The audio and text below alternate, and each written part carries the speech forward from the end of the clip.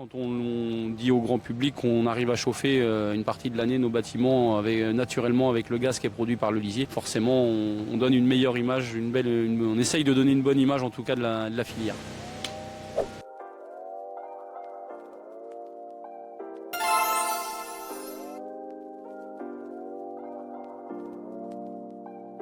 On chauffait nos bâtiments auparavant avec une chaudière fuel.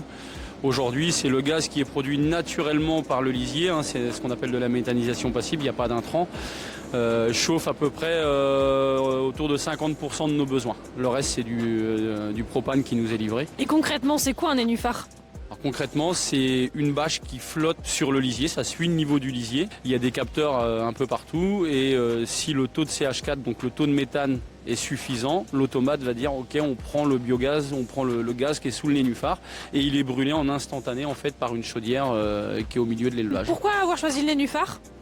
Alors, les nénuphars, le premier a été mis en 2020 pour plusieurs raisons. La première, c'est au niveau législatif, au niveau légal.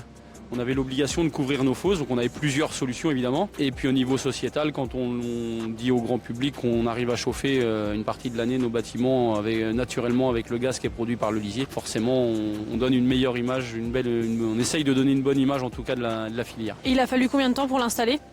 L'installation en elle-même, elle est assez rapide, une dizaine de jours c'est installé. Après, il faut le temps que le gaz et que le taux de CH4 monte, il faut une quinzaine de jours à peu près, mais c'est assez rapide.